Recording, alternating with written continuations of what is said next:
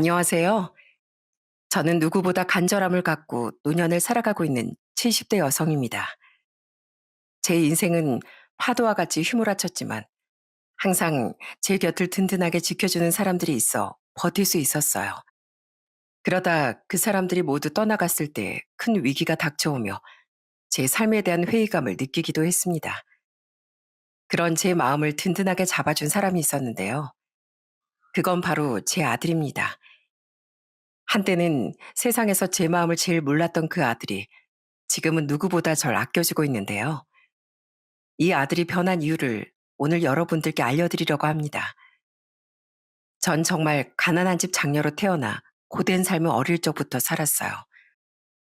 부모님은 평생을 애쓰며 노력했지만 가난을 벗어나지 못하셨고 저 역시 생계를 위해 어릴 때부터 일을 시작해야만 했습니다. 그땐 워낙 가난한 시절이라 그게 참 힘든지도 모르고 살았어요.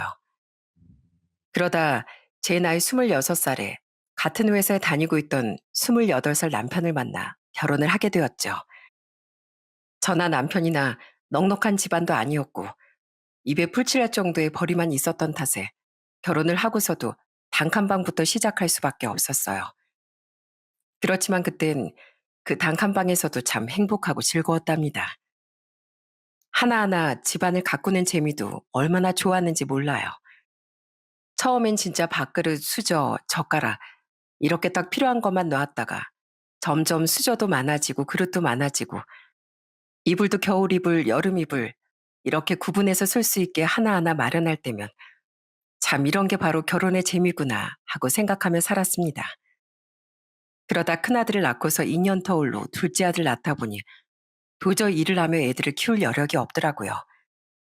그땐 지금처럼 육아휴직이나 그런 게 없어서 결국 회사를 그만두고 전 애들 육아에 전념할 수밖에 없었죠. 남편의 벌이로만 아껴서 쓰면서 살다 보니 그래도 애들은 쑥쑥 커가고 시간이 지나가더라고요. 그런데 저희 큰아들은 정말 공부도 잘하고 모범생이었지만 둘째 아들은 어찌나 개구지고 장난만 치는지 사고뭉치라 늘 제 속을 썩이곤 했습니다. 한 번은 학교에서 친구와 싸워 제가 학교에 불려간 적도 있었어요. 처음엔 애들끼리 그럴 수 있겠다 싶어 별 잔소리를 안 했지만 이런 일들이 계속 일어나니 결국 전 둘째 아들에게 잔소리를 할 수밖에 없었습니다. 대연아, 엄마가 다른 거 바라는 거 아니야. 공부를 잘하라고 했니? 뭐 다른 걸 잘하라고 했니? 다른 거 아니고 그저 네 형만큼만 해. 제발 좀 말썽 좀 그만 부리면 안 되겠니? 엄마가 다른 사람들 앞에서 머리 조아리는 거 언제까지 해야 돼? 엄마, 죄송해요. 그때 너무나 속상한 마음에 둘째 아들에게 그런 말을 했지만 솔직히 지금은 그 말을 했던 게 마음속 깊이 사무칠 정도로 후회되는 말이랍니다. 첫째 아들은 늘 항상 마음이 깊었어요. 특히나 부모 마음을 누구보다 잘 헤아려 자꾸만 말썽을 부리는 둘째 아들에게 누구보다 훈계를 했던 것도 첫째 아들이었죠. 제가 속상해할 때면 첫째 아들은 항상 둘째에게 엄하게 말을 하곤 했어요. 야, 강대현, 너 또 오늘 말썽 부렸어? 내가 다시 한 번 더 말썽 부리면 가만 안 둔다고 했지? 지금 너 형 말 무시하는 거야? 아니, 그게 아니라 오해야, 오해. 난 그냥 친구가 놀려서 그래서 화나서 그냥 밀친 것뿐인데 걔가 괜히 넘어진 거라니까. 너 또? 아, 이게 어디 한두 번이야? 너 안 되겠어. 너 저번에 형이 뭐라고 했어? 다시 한 번 더 어머니 속 상하게 하면 내가 가만 안 둔다고 했지? 아이, 형, 내가 잘못했어. 어? 내가 잘못했다니까. 엄마, 어머니, 제가 잘못했어요. 네? 제가 잘못했다고요.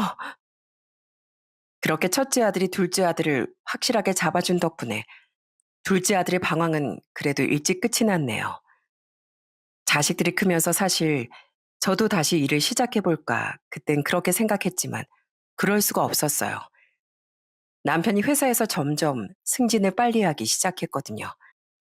남편은 워낙 머리도 똑똑하고 일도 잘하는 사람이었는데 그러다 보니 담당하는 프로젝트마다 아주 성공을 해서 남편 덕에 회사 규모가 커지기 시작했습니다. 그래서 남편은 계속 승승장구하며 승진을 했고 회사에서도 능력을 인정받아 일이 점점 더 잘 풀리기 시작했죠. 사실 저도 같은 회사에 있었기 때문에 어느 정도 상황을 잘 알고 있었는데 그 조그만 회사에서 나중엔 진짜 몇십 배 커졌을 정도로 엄청나게 성장한 회사가 되었답니다. 그 모든 과정에서 남편이 한 일들이 많다고 생각하니 정말 너무 대단하다고 느껴졌어요. 참, 인생이라는 게 이래서 재밌는 거구나 싶더라고요. 하루하루 벌어먹고 살기 바쁜 단칸방 신세에서 어느 순간부턴 애들 방 한 칸씩 내어줄 수 있을 만한 집도 마련할 수 있게 됐으니 정말 그땐 사는 재미가 있더라고요. 그렇게 남편은 직장에서 열심히 누구보다 최선을 다해 일했습니다. 그런 남편의 노력 덕분이었는지 그 회사는 지금도 중견기업이라고 말할 정도로 탄탄한 기업이 되었고요. 그렇게 열심히 일한 남편은 나중에 임원 자리까지 올라갈 수 있었습니다.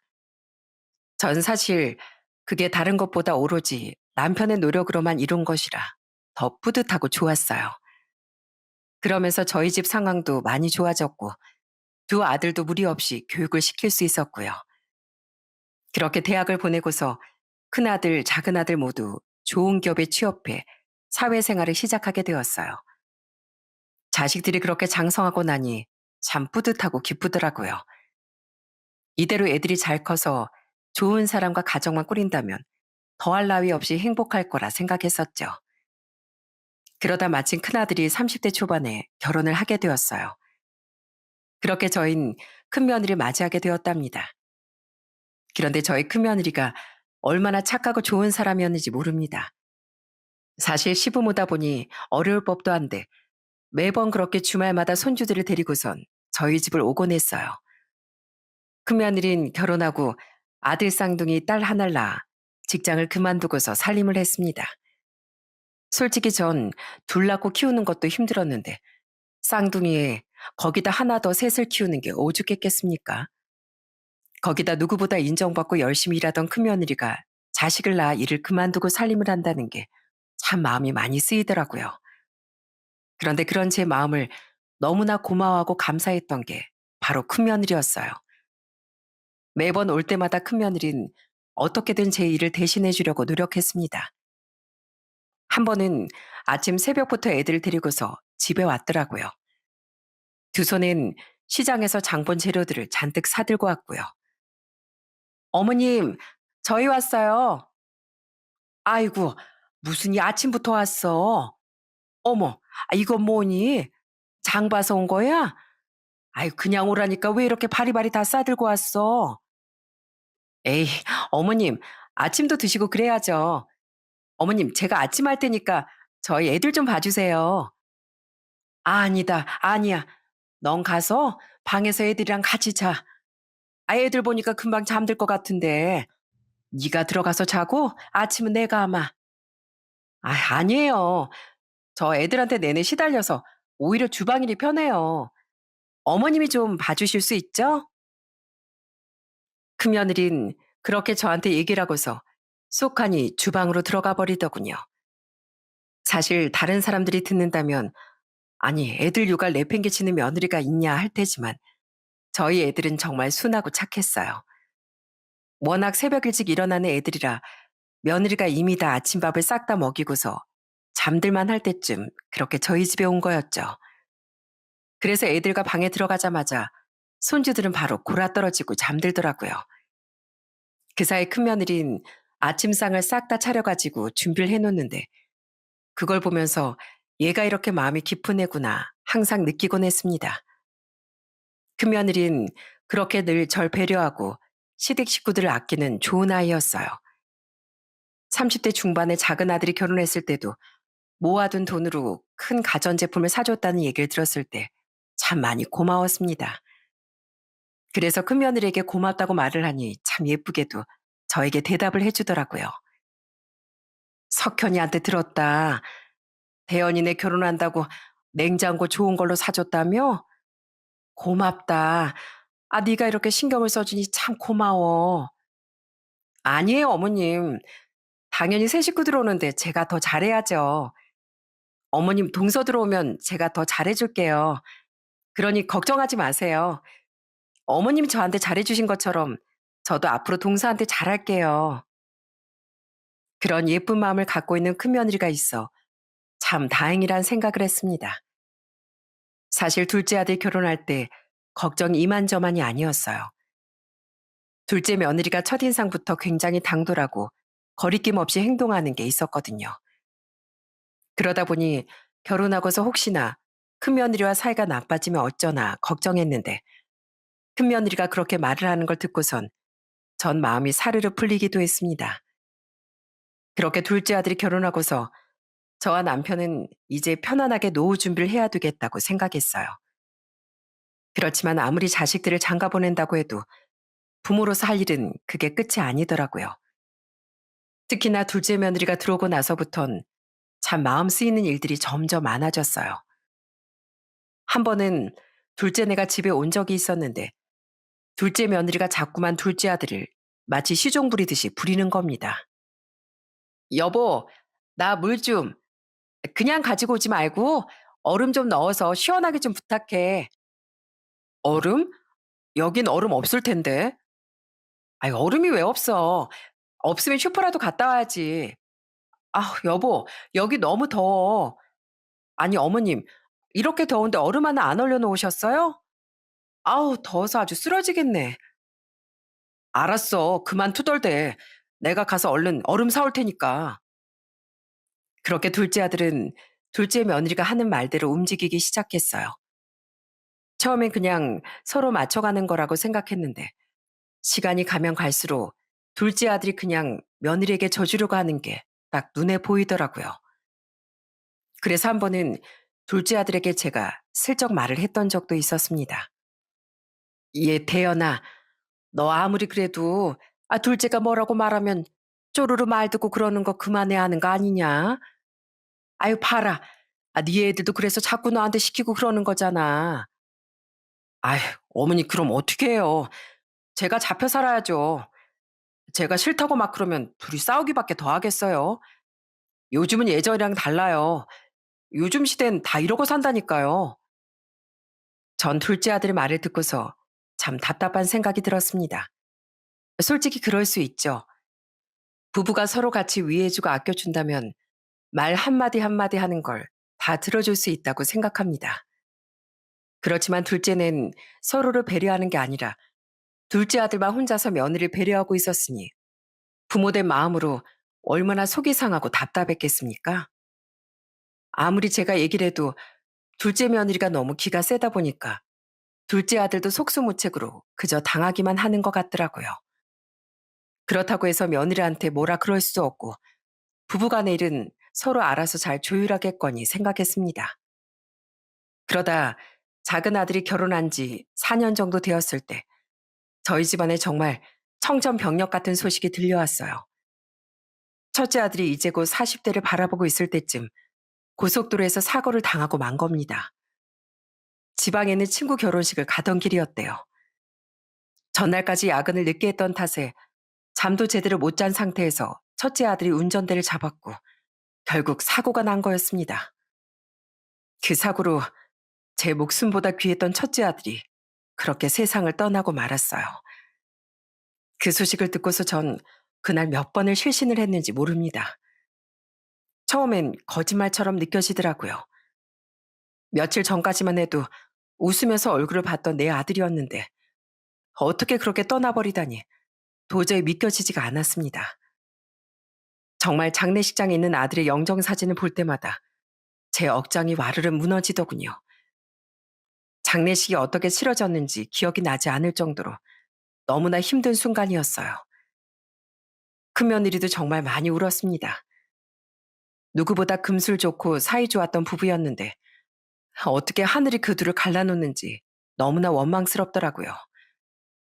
그리고 큰며느리가 얼마나 안타까웠는지 모릅니다. 아직 어린 세 자녀를 며느리 혼자 키워야 한다는 게 마음이 정말 찢어질 듯 아팠어요.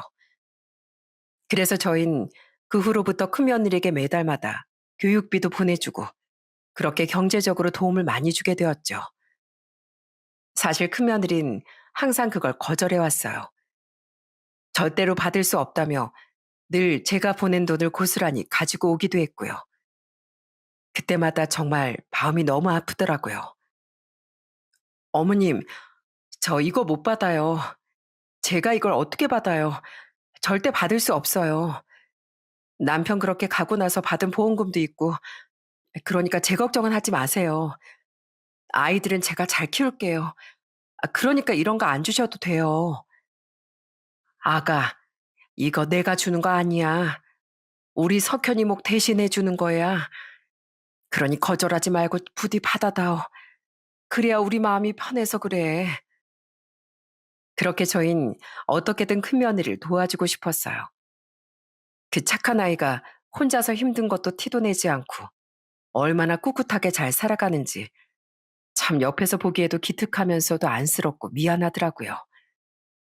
역시나 손주들은 큰며느리의 사랑 덕분에 건강하고 행복하게 잘 자랐습니다. 큰며느린 그렇게 아들이 떠나고 난 후에도 재혼 같은 건 한 번도 생각하지 않고 오로지 자식들만 바라보며 열심히 살았어요. 전 그런 큰며느리가 안쓰러워 먼저 얘기를 꺼낸 적도 있었어요. 아가, 이제 우리 집에 오지 마라. 벌써 석현이 떠난 지도 1년이 지났다. 너도 아직 젊은데 자꾸 이렇게 오면 안 돼. 이제 네 삶을 살아야지. 그리고 애들이랑 걱정하지 말고 애들 다 클 때까진 우리가 어떻게든 도와주마. 대신 넌 네 삶 살아. 어머님, 어머님이 그러시면 어떡해요. 전 여기 오고 싶어서 오는 거예요. 저 그렇게 내치지 말아주세요. 전 어머님, 아버님 보면서 이렇게 살고 싶어요. 그날 저와 큰며느린 서로 부둥켜 안고 얼마나 오열을 했는지 모릅니다. 그 뒤로도 여러 번 큰며느리에게 얘기를 했지만 결국 며느리의 다짐은 굳건했어요. 그래서 저흰 큰며느리 설득하지 못하고 계속해서 그렇게 얼굴을 보며 지내게 되었답니다. 그런데 이런 기특한 큰며느리의 마음을 고깝게 보는 사람이 있었어요. 그건 바로 둘째 며느리였죠. 둘째 며느린 자꾸만 큰며느리가 저를 찾아오는 게 무슨 의도가 있다며 얘기를 하더라고요. 어머님, 어머님이 좀 냉정하게 잘라내셔야 하는 거 아니에요? 아이, 솔직히 형님, 아니 이제 형님도 아니지. 자꾸 이렇게 오는 게 이상하지 않아요? 혼자서 애새 키우려고 하니까 빠듯하니까 그래서 도와달라고 오는 거잖아요. 어머님이 자꾸 그렇게 도와주셔서 그런 거예요. 이제 남남인데 그만 좀 하세요. 그게 무슨 소리니? 우리가 왜 남이야? 그리고 큰애도 여기 오는 게 편하다고 하는데 오지 말라고 할 수가 있겠어? 그리고 오든 말든 그건 큰애가 생각할 일이야. 네가 이렇게 간섭할 게 아니고. 아무리 그래도요. 어머님 그렇게 자꾸 돈 쓰시는 것도 솔직히 좀 너무하시는 거 아니에요? 아니, 앞으로 남아있는 자식이라곤 우리 남편분인데 저희 남편도 좀 생각하셔야죠. 뭐? 너 지금 우리 재산 때문에 그렇다는 거니? 예. 너 그거 너무 선 넘는 거 아니냐? 우리가 언제까지 살 거라고 보장도 없고. 그럼 이 재산 다 까먹으면 니들이 뭐 모시고라도 살 거야? 그것도 아니면서 지금부터 우리 재산에 대해 왈가왈부할 필요가 뭐가 있어? 아, 아니 그게 제 말은 그게 아니라요. 죄송해요, 어머님. 제가 선을 좀 넘었네요. 솔직히 그때 전 둘째 며느리 말에 좀 서운한 마음도 들더라고요. 사실 큰며느린 둘째 며느리한테도 정말 잘했거든요. 명절이고 언제고 항상 큰며느린 둘째 며느리 힘들다며 음식도 죄다 혼자 하고 아들, 딸 하나씩 낳은 둘째 며느리한테 늘 애들 생일 때마다 선물도 두둑하게 보냈었는데 그렇게 해줬을 땐 생각도 안 하고 그렇게 냉정하게 잘라버린다는 게 참 제가 다 서운하더라고요. 한 번은 명절이었습니다. 그날 큰며느리가 저희한테 인사를 하고 싶다며 애들을 데리고 온 적도 있었어요. 그런데 그날 낮부터 술을 한 잔씩 홀짝홀짝 마시던 둘째 며느리가 그 모습을 보고서 술주정을 엄청나게 하기 시작한 거예요. 에? 뭐야? 아니, 여긴 또 왜 와? 아니, 저기요. 여길 왜 와요? 또 뭐, 우리 아버님, 어머님한테 뭐 콩고물이라도 받으려고 왔어요? 도대체 얼마나 뜯어먹어야 안 올 건데요? 동서, 어떻게 그런 말을 할 수가 있어? 내가 무슨 뭘 뜯으러 와? 명절이니까 애들도 할머니, 할아버지 보라고 온 거지. 무슨 그런 얘기를 해? 동서는 무슨, 누가 동서야? 지금 아주버님도 없는데. 누가 보면 아주버님 여태 계신 줄. 아휴, 진짜 속보이네, 속보여. 저기요. 저 이제 그쪽 동서 아니거든요? 왜 절 동서라고 불러요? 뭐? 동서 어떻게 그런 말을 아무렇지 않게 할 수가 있어? 어머님, 죄송해요. 오늘은 그냥 애들 데리고 갈게요. 나중에 다시 오겠습니다. 결국 그날은 큰며느리가 집안에 들어오지도 않고 그냥 가버리고 말았어요.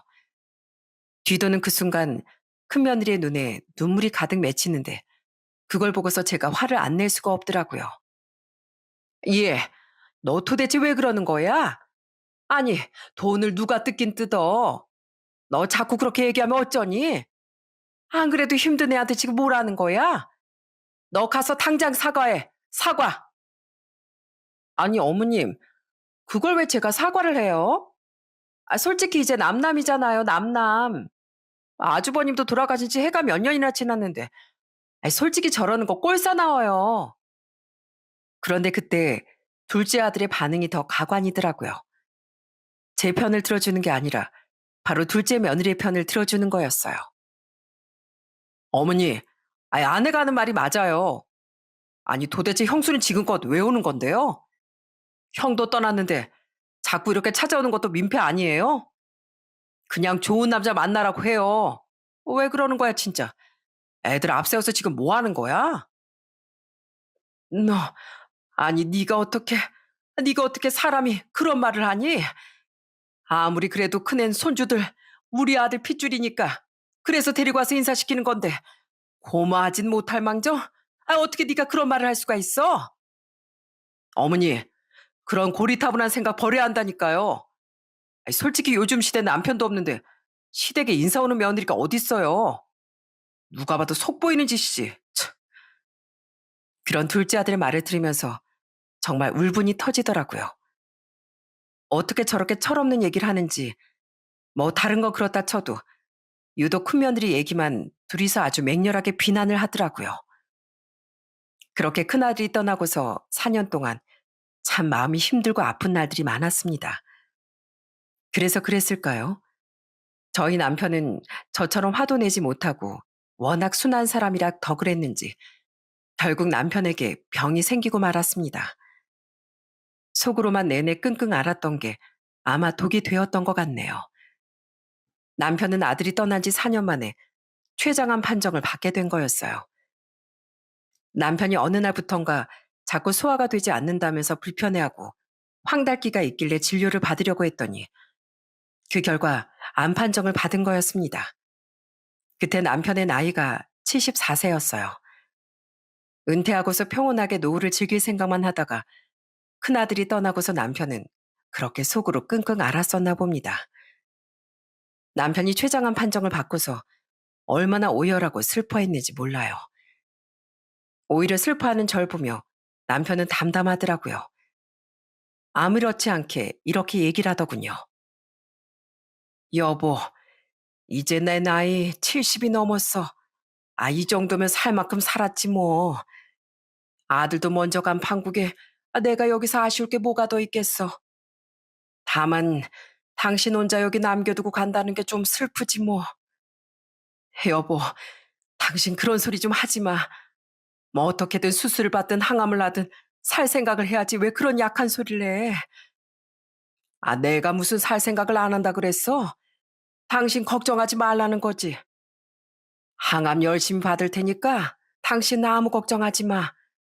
내가 누구야? 작은 회사를 그렇게 크게 만든 나 강영식이야.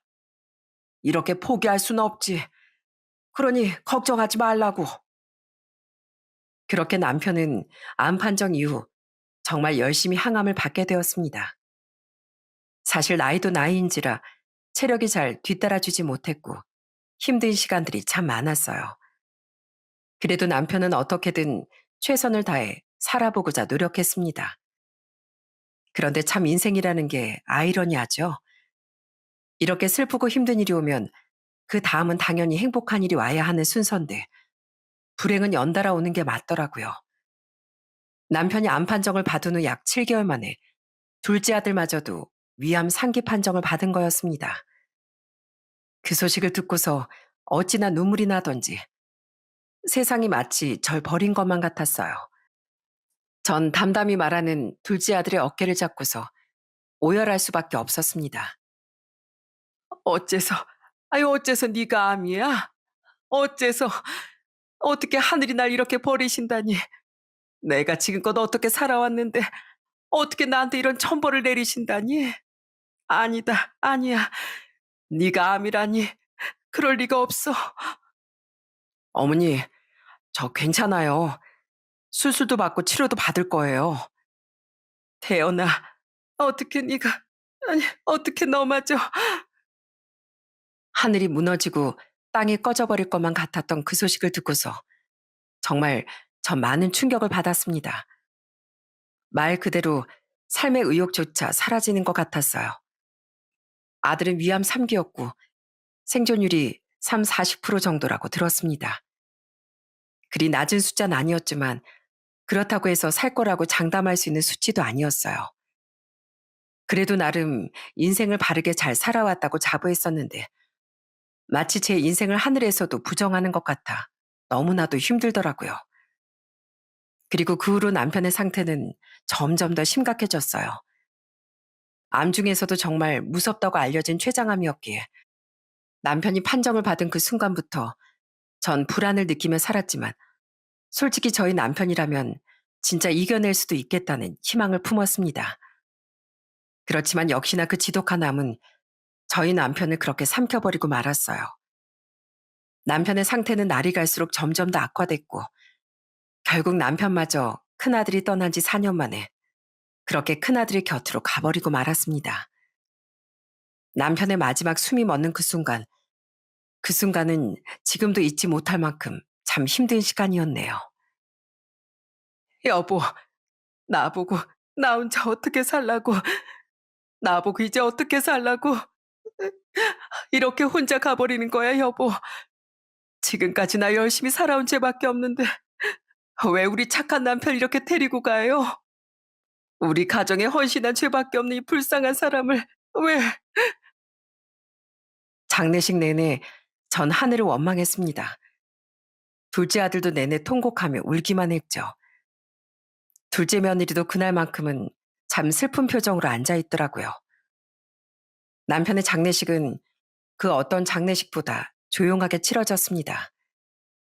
아마 큰아들을 보내고서 얼마 지나지 않아 남편이 떠났으니 저희 집 사정을 아는 분들이 조문을 오시며 누구보다 슬퍼하고 안타까워해 주셨어요. 그렇게 장례가 끝이 나고서 남편을 납골당에 모시게 되었습니다. 남편 혼자 거기 두고 나오는 게 참 제 발길이 안 떨어지더군요. 그래서 애들한테 먼저 가보라고 얘기를 하고 저 혼자서 한참을 그렇게 남편 곁에 앉아 있었어요. 그러다 보니 참 지나간 세월들이 주마등처럼 스쳐 지나가더군요. 처음 남편을 만나 결혼했을 때 그 어려운 시절을 하하호호 웃으며 보냈던 것부터 첫째 아들 낳고 둘째 아들 낳고서 아등바등 살았던 그때도 기억이 나고 남편이 승진할 때마다 축하 파티 했던 거, 또 애들이 대학에 입학했을 때, 졸업했을 때, 그리고 애들 결혼식까지 모든 장면들이 하나하나 다 스쳐 지나가는데 그 수많은 추억들을 앞으로 남편과 함께 남길 수 없다는 게 참 슬펐습니다. 남편이라고 마음이 편했겠습니까? 아마 저희 남편이라면 제 이런 모습을 보면서 마음이 너무나 무거웠겠죠. 그래서 전 마지막으로 남편이 편하게 떠날 수 있게 얘기를 남겼습니다. 여보, 그동안 참 고생 많았어. 당신 결혼하고서 이 나이 먹도록 고생만 하다 갔네. 내 걱정은 하지 마. 당신 몫까지 내가 열심히 우리 애들 잘 돌보고 갈게. 거기서 석현이랑 만나서 잘 지내고 있어. 나도 내 할 일 다 끝나면 행복하게 당신 곁으로 갈 테니까. 그렇게 한참을 남편에게 혼자서 주절주절 얘기를 하고서 몇 시간 동안을 있었던 것 같네요. 이젠 보내줘야 한다는 걸 알면서도 그게 생각보다 참 쉽지 않더라고요. 그러다 보니 집에 가려고 일어서니 오후 늦은 시간이 다 됐더라고요. 이젠 집에 가도 아무도 없이 혼자 지내야 하니까 정말 혼자 집에 가기가 싫더라고요. 솔직히 가능하면 다른 곳에 가고 싶었어요. 그렇지만 막 장례가 끝났고 남편 유품도 정리해야 되고 할 일이 참 많았습니다. 그래서 무거운 발을 이끌고 결국 집으로 돌아갈 수밖에 없었죠. 그런데 딱 집 문을 열어보니 열자마자 아주 왁자지껄한 소리가 들려왔어요. 이게 무슨 일인가 해서 봤더니 둘째 아들네가 와 있더라고요. 거기서 손주들이 시끄럽게 거실에서 놀고 있었는데 아들은 거실에 앉아있는 절 보고선 딱 일어나더라고요. 어? 어머니 이제 오세요? 왜 이렇게 늦게 오세요? 한참을 기다렸네. 아이고, 니들 안 갔어? 집에 가라니까. 아, 난 니들이 집에 온 줄도 몰랐네. 근데 둘째 아가 너 어디 갔니? 밥은 아직 안 먹었어? 엄마 금방 옷 갈아입고 나올 테니까 밥 먹고 가. 그렇게 전 안방으로 들어가게 됐습니다. 그런데 그때 안방 침대에 누군가가 누워 있더라고요. 그건 바로 둘째 며느리였습니다. 아니, 근데 얘가 왜 안방 침대에 누워 있는 건지 처음엔 이해를 할 수가 없었어요. 그러다 둘째 며느리가 절 보고선 반갑게 얘기를 하는 거였습니다. 어? 어머님 오셨어요? 아, 왜 이렇게 늦게 오셨어요? 뭐야, 니들 집에 왜 안 갔어? 점심 전에 집에 가라니까 여태껏 여기 있었던 거야? 그래서 아까 전화 드렸잖아요. 근데 어머님 제 전화도 안 받으셨던데요? 그냥 네 시아버지랑 시간 좀 갖느라 내가 전화를 못했다. 아, 근데 니들 왜 여기 와 있는 거니? 오늘은 나도 정신이 없으니까 얼른 밥만 먹고 가. 그렇게 피곤한 몸을 이끌고 옷을 막 갈아입으려고 하는데 둘째 며느리가 갑자기 뜬금없는 얘기를 꺼내기 시작하는 거였어요. 어머님, 솔직히 이 집 어머님한테 너무 크지 않으세요? 이 집이 지금 36평인데 어머니 혼자 살기에 너무 넓잖아요. 아니, 생각을 좀 해보세요. 이렇게 넓은 집에 저희 네 식구가 살아야 되지 않겠어요? 어머님이 딱 보기에도 그러지 않아요? 어차피 어머님 나중에 가시고 나면 저희 남편한테 상속해줄 집이잖아요. 뭐? 너 지금 뭐라고 했니? 아니, 뭐 제가 틀린 말 한 것도 아니고 어차피 받을 거 애들 커가면서 딱 필요할 때 받으면 좋다 이거죠. 그러니까 미리 해준다고 생각하시고 이 집 앞으로 저희가 살게 해주세요. 전 둘째 며느리 말을 듣고서 참 기가 막히더라고요. 사실 그때 당시 둘째네가 살고 있던 집도 그렇게 작은 집은 아니었거든요. 고작 4평 차이 나는 집을 가지고서 준이 많이 하는 게 너무 웃기고 기가 막혔어요. 그런데 둘째 며느리가 원하는 게 또 있는 거더라고요. 니들이 여기 들어와서 살겠다는 거야? 뭐 날 모시기라도 하겠다는 거니? 네? 아이, 어머님, 요즘 누가 시어머니랑 살아요. 그게 아니고요. 아이, 저희 지금까지 강북에서 살았잖아요. 저희도 이참에 강남에서 좀 살아보고 싶어서요. 어머님은 저희 집 처분하고 그 돈으로 실버타운 보내드릴게요. 뭐라고? 실버타운? 네, 제가 알아보니까 서울 건대 쪽에 우리나라에서 제일 좋은 실버타운이 있다더라고요. 거기 한 5억 정도 보증금 된다나? 이제 아버님도 없으신데 어머님 혼자 너무 무료하시잖아요. 저희가 5억 내드리고 월세도 저희가 내드릴 용이 있어요. 그니까 싹 정리하시고 그렇게 하세요. 이제 하나 남은 가족이랑은 아들뿐인데 아들 좀 편하게 안 해주실 거예요? 정말 뻔뻔하고 당당하게 말하는 둘째 며느리를 보면서 너무 화가 났는데 더 화가 나는 건 따로 있었어요. 중간에 들어온 아들이 옆에서 아무런 말도 하지 않고 며느리 옆에 딱 서 있는 거였어요.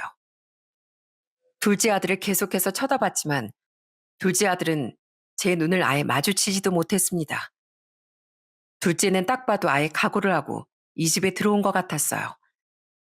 그 모습을 보고서 가만히 있을 사람이 어디 있겠습니까? 전 바로 두 사람에게 화를 냈습니다. 니들이, 니들 도대체 사람이야? 니들이 인간이냐고. 니네 시애비가 어떻게 했는데 니들이 지금 이런 식으로 나와? 지금껏 부족함 없이 해달라는 거 다 해줬는데 어떻게 니들이 이 집마저 가지고 가려고 들어? 어? 니들이 그러고 사람이야? 이제야 남편 보내고 온 사람한테 실버타운? 아니 어떻게 그런 말을 해? 어머님, 실버타운이 뭐 어때서요? 그럼 저희가 어머님 모시고 살면서 북적북적 서로 스트레스 받으면서 살까요? 남편 간병도 해야 되고 안 그래도 저 스트레스 받는데 어머니까지 대체 왜 이러세요? 저도 다 어머님 생각해서 이러는 거라고요. 생각? 뭐 내 생각을 해? 네가 애초에 내 생각을 했으면 여기 있지도 않았겠지. 네 시아버지 그렇게 아플 때 한번 간병을 해온 적이 있어? 아니면 말이라도 좋게 해본 적이 있어? 뭐 하나 거둔 적, 걱정한 적도 없으면서 이 집을 탐내? 네가 어떻게 그럴 수가 있니? 어머님 너무하시네요. 아이, 꼭 아버님 간병을 해야 어머님을 모셔야 집을 받을 수 있는 거예요? 저희 남편 아픈 거는요. 저희 남편 지금 아파서 이제 갈락말락하는 거 뻔히 아시면서 어떻게 그렇게 얘기를 하세요? 뭐 뭐라고? 이것들이 정말 니들 다 나가. 얼른 나가. 니들 얼굴 꼴도 보기 싫으니까 당장 나가라고. 어디서 장래 막 치른 사람 앞에서 그딴 말을 짓거려? 다 필요 없으니까 당장 나가. 나가라고. 그렇게 전 고래고래 소리를 쳤지만 처음엔 둘째는 아예 나가려고도 하지 않았습니다. 그 모습을 보면서 전 더 화가 나 계속해서 소리를 쳤어요. 그러자 동네 주민들이 나와서 현관문을 두드리고 찾아오니 그제서야 둘째는 주섬주섬 짐을 챙겨 나갔습니다. 그렇게 애들이 가고 나서 전 현관문 앞에 털썩 주저앉아 한참을 울었어요. 아들은 나가기 전 딱 한마디 죄송하다는 말만 남기고서 가버렸고요. 전 정말 먼저 간 큰아들도 너무 보고 싶고 저희 남편도 정말 보고 싶었습니다. 제 주변에 이제 남아있는 사람이라곤 아무도 없는 것 같아 너무나도 절망스러웠죠. 남편을 떠나보낸 슬픔을 다 이겨내기도 전에 저렇게 자기 욕심만 부리며 집을 차지하려고 드는 둘째 며느리나 그걸 뻔히 보면서도 한번 말리지도 않는 둘째 아들이나 정말 생각하면 할수록 괘씸하고 화가 나더라고요. 그 화를 억누르기 위해 전 남편의 유품들을 하나씩 정리하기 시작했어요. 그렇지만 솔직히 제 정신에 그걸 정리할 수나 있었겠습니까? 하나하나 정리하면 눈물이 또르르 흐르고 하나를 치우면 온몸의 기운이 쫙 빠져서 도저히 할 수가 없겠더라고요. 결국 일주일이 지나고서 전 둘째 아들에게 연락했습니다. 이대론 도저히 안 되겠다는 생각도 들었거든요. 너 오늘 시간 되면 집으로 좀 와라. 네 마누라 놔두고 꼭 너 혼자 와. 알았니? 네, 그렇게 할게요. 그렇게 둘째 아들은 시간 맞춰 집으로 찾아왔더군요. 현관문이 열리는 소리가 들리더니 이내 아들이 집 안으로 들어왔습니다. 그런데 절 보고선 머뭇거리는 거였어요. 그런 아들에게 전 딱 한마디를 했네요. 왔니? 밥은 먹었어? 안 먹었지? 거기 앉아라.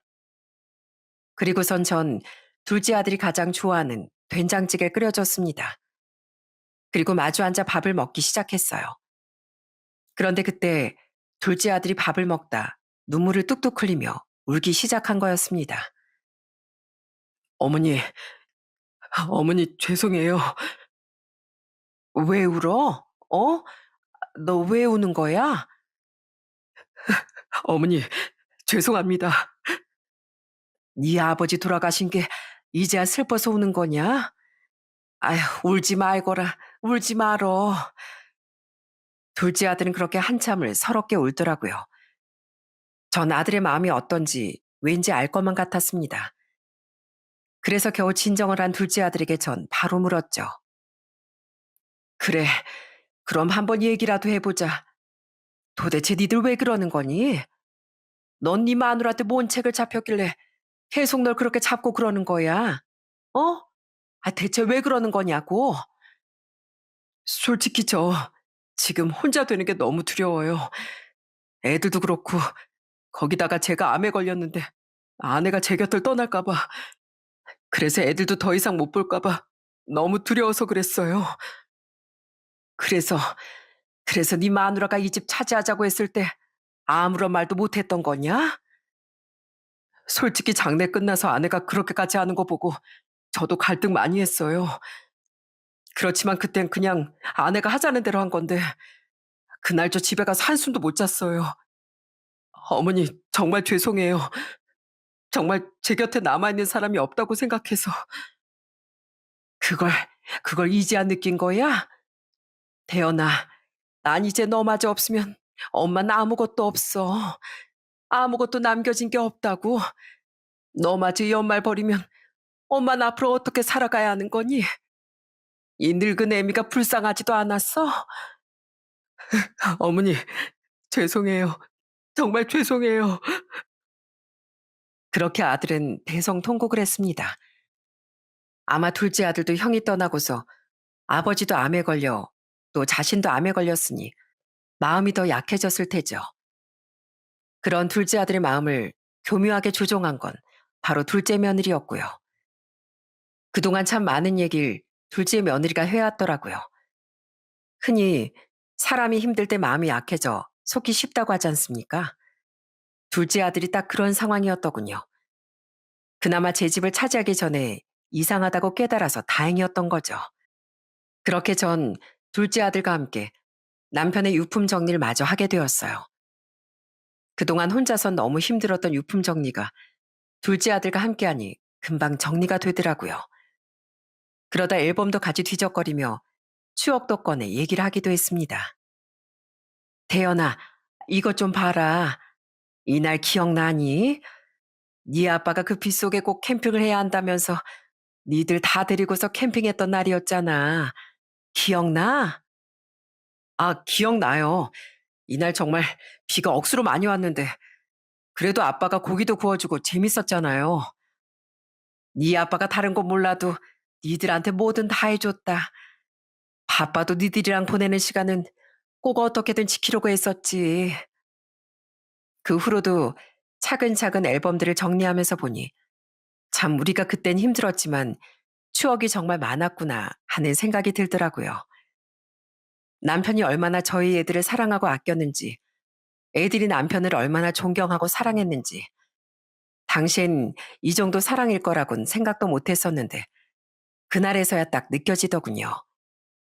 그러다 아들이 남편 휴대폰을 정리하다 갑자기 깜짝 놀라며 저한테 뭔가를 보여줬습니다.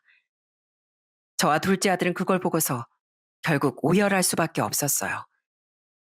남편의 핸드폰에 남아있는 건 바로 남편이 직접 찍은 동영상이었거든요. 남편은 자신의 미래를 예감했는지 혼자서 유언처럼 동영상을 남겼더라고요. 그러면서 둘째 아들에게도 말을 남겼습니다. 대연아, 애비다. 못난 애비 지금껏 잘 따라와줘서 고맙다. 어릴 적부터 누구보다 활달했던 네가 가정을 꾸리고 아빠가 되었다는 게 참 기특하고 좋구나. 아버진 다른 사람은 몰라도 태연이 너만큼은 누구보다 우리 가족들을 소중하게 생각한다는 걸 안다.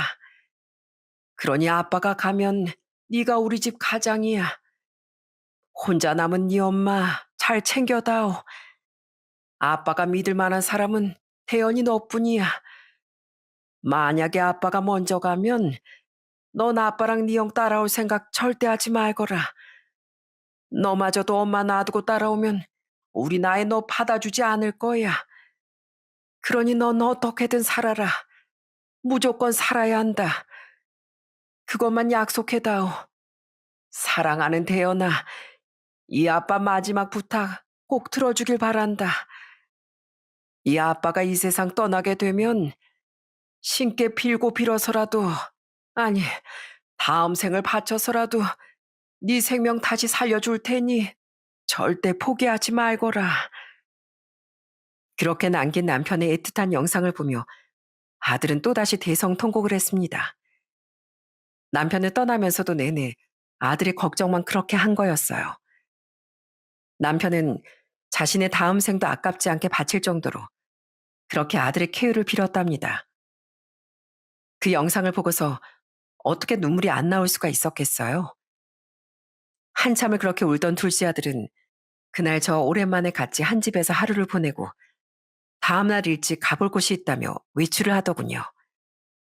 그리고 며칠 뒤 집으로 정말 반갑지 않은 손님이 찾아왔어요. 그건 바로 둘째 며느리였습니다. 초인종을 누를 때부터 표정이 좋지 않았던 둘째 며느리 집으로 들어오자마자 저한테 따져 묻기 시작했어요. 어머님, 어머님이시죠? 어머님이 그이한테 저랑 헤어지라고 하신 거죠? 뭐? 아이, 그게 무슨 소리야? 왜 모르는 척 하세요? 남편이 저한테 이혼 소송했잖아요. 왜 모르는 척 하시냐고요? 어머님이 혼자 오라고 쪼르르 부르시곤 남편 꼬드기신 거 아니에요? 아니, 이제 아버님도 가셔서 혼자 됐다고 왜 남의 남편까지 그렇게 빼앗으세요? 뭐라고? 남의 남편을 빼앗아? 너 지금 나한테 말 다 했니? 오냐 그래. 너 말 한번 잘했다. 남의 남편이기 전에 내 아들이야. 지금까지 니들 둘이서 알아서 잘 살라고 아무런 소리 안 하고 살았던 것뿐이지. 내가 뭐 너 예뻐서 아무 말 안 했던 것 같니? 어디서 염치 없이 남의 집안 재산을 탐내? 안 그래도 외롭고 쓸쓸하네. 벼랑 끝으로 내몰아서 압박하니까 재밌었니? 아픈 애 버린다고 협박하고 그래서 조종하고 네가 여태껏 한 거 생각도 안 하고 어디서 뻔뻔하게 나한테 따져 물어? 따져 물게. 당장 여기서 나가. 넌 여기 발붙일 자격도 없어. 당장 나가라고. 제가 그럼 뭐 무서워하실 줄 알았어요? 저 절대 이혼 안 해요. 아니, 못합니다. 이혼할 거면 그만큼 보상해 주셔야 될 거예요. 그렇게 당당하게 집을 나갔던 둘째 며느린 얼마 못 가 꼬리를 확 내려야만 했습니다. 사실 어떻게든 합의해서 마무리하려고 했던 둘째 아들이었지만 끝까지 이혼만은 안 하겠다고 고집부리는 둘째 며느리 때문에 소송까지 진행하게 된 거였어요.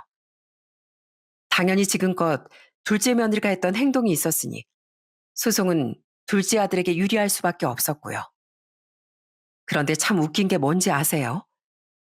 그렇게 이혼 결정이 내려지니 둘째 며느리가 애들 양육권도 다 포기를 하더라고요.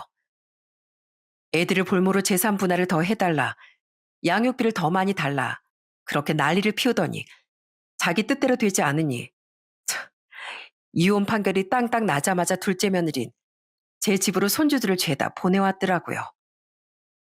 그걸 보고서 둘째 아들도 가만히 있을 수가 없었죠. 바로 애들을 보낸 조건을 걸었습니다. 그건 양육비는 안 받을 테니 다신 찾아오지 말라는 거였어요.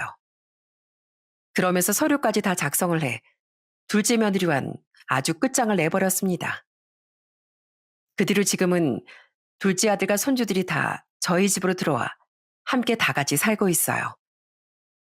그리고 둘째 아들과 같이 남편이랑 큰아들이 잠들어 있는 곳에 자주 가 인사를 해오곤 해요.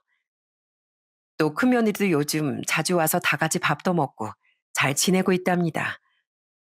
손주들도 이젠 어느 정도 크고 다섯이다 보니 다 같이 모이면 아주 북적북적 시끌벅적하고 참 사람 사는 것 같아 좋습니다. 비록 큰 슬픔이 있었지만 남아있는 가족들끼리 똘똘 뭉쳐서 어떻게든 더 행복하게 잘 지내보려고 노력하려고요. 저는 누구보다 강한 대한민국의 어머니니까 굳건히 잘 이겨내보려고 합니다. 최근에 들어보니 둘째 며느리가 이혼하고서 재산 분할 받은 걸로 작게 무슨 가게를 차렸다고 하던데 요즘 시국에 장사가 얼마나 잘 되겠어요. 하도 안 되니까 아주 울상을 치며 아들한테 연락이 종종 오는 것 같더군요. 그렇게 돈만 밝히다가 쪽박 차는 걸 보니 정말 얼마나 제 속이 시원한지 모르겠습니다. 둘째 아들은 둘째 며느리를 받아주고 있진 않지만 제발 좀 앞으로도 우리 앞에 나타나지 않았으면 좋겠고, 사람 좀 힘들게 하지 말고 이용하지도 않았으면 좋겠다는 생각뿐이네요. 흔히 비 온 뒤 땅이 굳어진다는 말이 있죠. 한 차례 폭우가 쏟아지고 나면 질퍽했던 땅도 이내 단단하게 굳어지고 전보다 더 좋아진다고 합니다.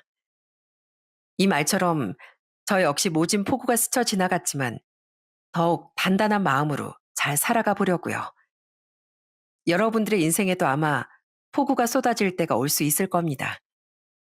그렇지만 어떻게든 잘 버티고 이겨내려고 하다 보면 새싹이 훌쩍 돋아날 때가 올 겁니다.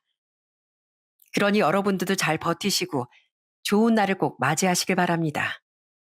제 사연은 여기서 마치도록 할게요. 모두들 건강하시고 들어주셔서 정말 감사합니다.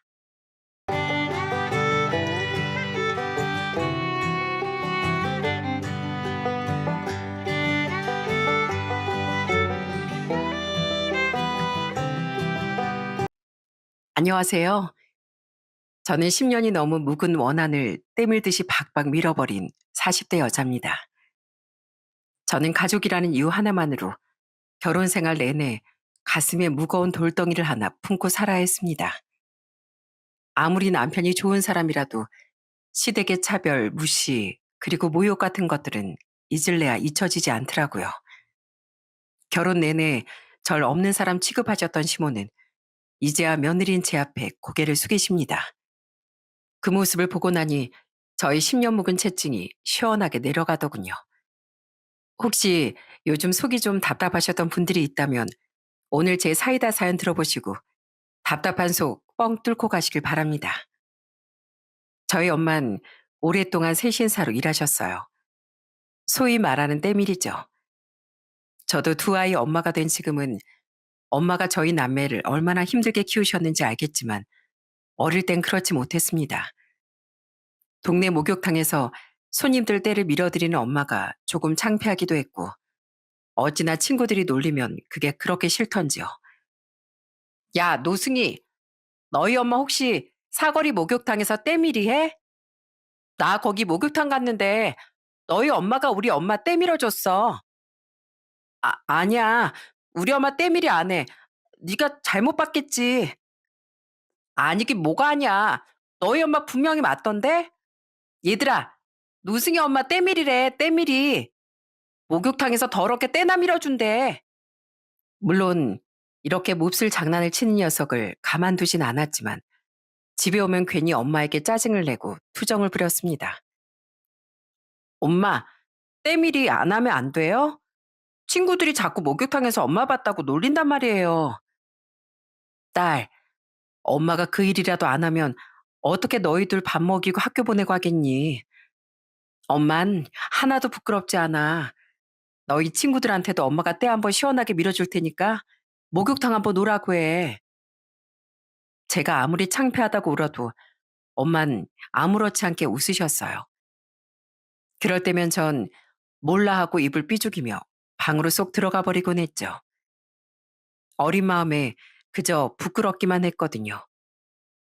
아빠의 적은 봉급으론 생계가 빠듯했지만 전 그런 사정도 모르고 매일 엄마가 창피하다며 울기만 했습니다.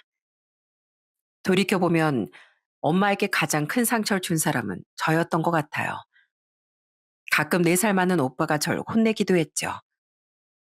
야, 넌 엄마한테 왜 그렇게 말하니? 엄마 상처받으시게.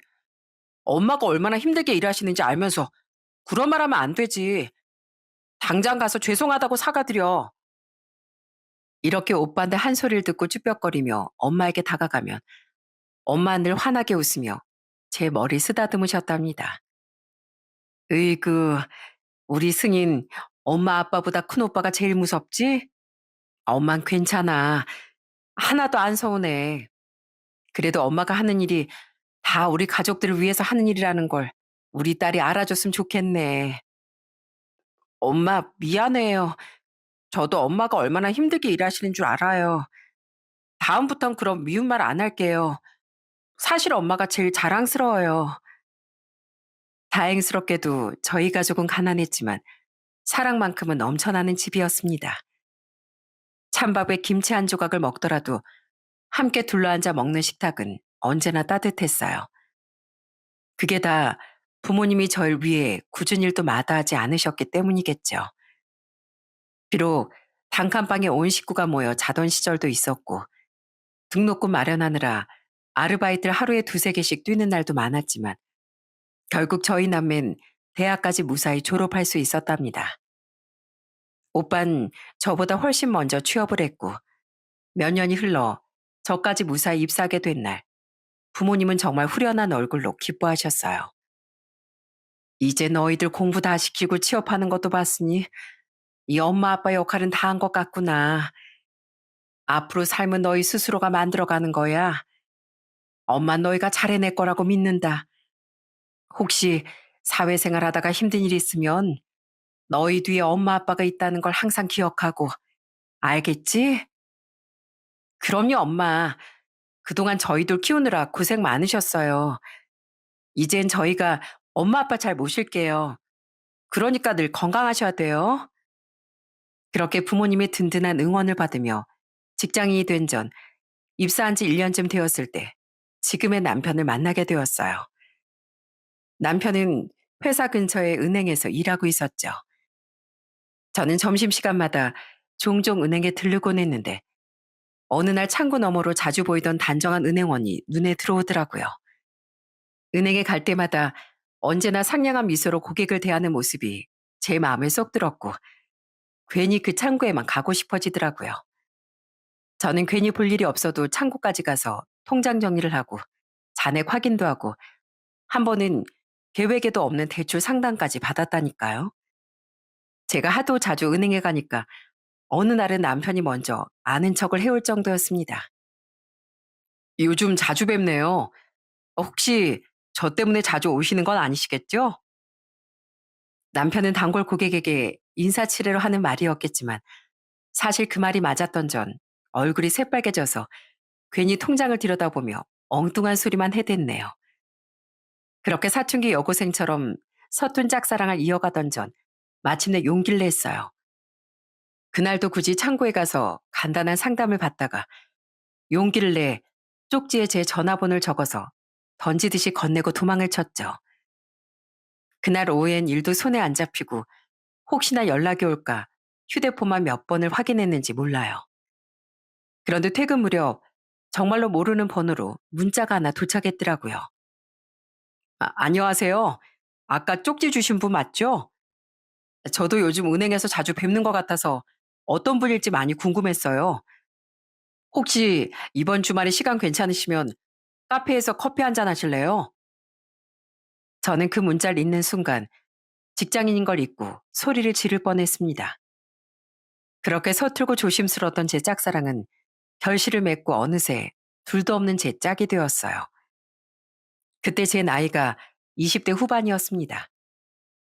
저는 남편과 연애 내내 너무 행복하고 좋았기 때문에 당연히 이 사람과 금방 결혼하게 될 줄 알았어요. 하지만 정말 상상치 못했던 난관이 우리를 기다리고 있더군요. 어느 날 저녁 여느 때와 다름없이 퇴근 준비를 하고 있는데 갑자기 집에서 다급한 전화가 걸려왔어요. 저희 엄만 제가 성인이 된 이후에 정말 급한 일이 아니면 근무하는 동안 전화하시는 일이 없으셨기에 순간 제 심장이 쿵 하고 내려앉았습니다. 승희야, 네 아빠가 갑자기 피를 토하면서 쓰러지셨다. 지금 네 오빠하고 병원에 가는 길이야. 너도 빨리 병원으로 와. 그건 바로 갑작스런 아빠 입원과 발병 소식이었어요. 평소에 건강하시던 아빤 갑자기 피까지 토하며 쓰러지셨고 충격적이게도 위암 3기 판정을 받으셨어요. 다행히도 당장 생명이 위독한 상태는 아니셨지만 그래도 그 순간은 저희 가족에겐 정말 벼락 같았어요. 그동안 누구보다 성실하게 묵묵히 가장 역할을 해오셨던 아빠였기에 평소에 아프다는 말 한마디 없이 갑자기 쓰러졌다는 사실이 믿기지도 않고 너무 가슴이 아팠습니다. 아빠, 너무 걱정 마세요. 수술하고 치료 잘 받으면 금방 회복할 수 있대요. 그동안 많이 아프셨을 텐데 왜 말씀을 안 하셨어요? 우리 다 같이 계속 아빠 곁에 있을 테니까 이제부턴 절대 혼자 아파하지 마세요. 하지만 아빠에게 드렸던 말씀처럼 오빠 제가 늘 병원에 있기엔 직장 문제도 있었고 현실이 그렇게 녹록지 않았습니다. 오빤 지방 출장이 잦은 직장에 다녔고 저도 회사에서 자리를 비우기 어려운 상황이었거든요. 그래서 병실 옆자리를 가장 오래 지킨 건 결국 엄마였어요. 엄마는 오랫동안 일하셨던 세신사 일을 단박에 관두셨죠. 나도 이제 나이가 들어서 세신사 일이 힘들기도 했고 너희 아빠 성격이 옆에 딱 붙어서 지켜보지 않는 이상 아픈 걸 표현도 안 하지 않니. 차라리 잘 됐어. 이참에 아빠 곁에 딱 붙어서 다시 신혼 때 기분 좀 내보지 뭐. 엄마 늘 그러셨듯 아무리 힘든 상황이라도 유쾌하게 이겨내셨습니다. 아빠도 병을 극복하고자 하는 의지가 강하셔서 약도 잘 드시고 치료도 성실하게 잘 받으셨어요. 아빤 그렇게 3년을 씩씩하게 버티셨답니다. 승희야, 난 갈 때 가더라도 내 아들, 딸 결혼하는 건 꼭 보고 갈 거야. 내가 아픈 바람에 너희 결혼도 많이 늦어졌지? 우리 예비 사위한테도 참 미안하구나.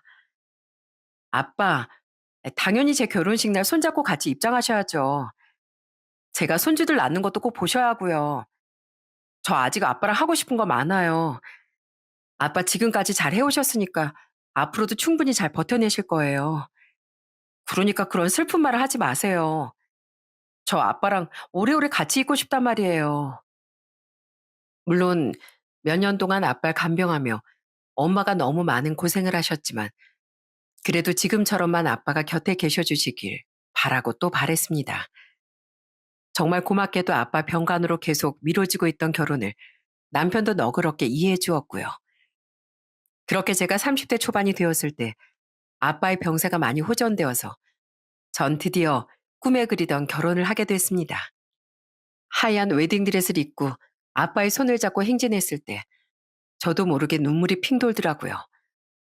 아빤 떨리는 손으로 제 눈물을 닦아주시며 따뜻하게 말씀해 주셨죠. 우리 딸 너무 예쁘구나. 하늘에서 내려온 선녀인 줄 알았네. 아빠가 이렇게 손잡고 걸어줄 수 있어서 참 다행이야. 내 보물, 내 딸 승희야. 정말 행복하게 잘 살아야 한다. 아빠가 곁에서 항상 지켜보고 있으마. 전 어느새 주름이 가득한 아빠의 얼굴을 보며 어린 시절 아빠 무릎에 앉아있던 그 시간이 파노라마처럼 스쳐 지나가는 것 같았어요.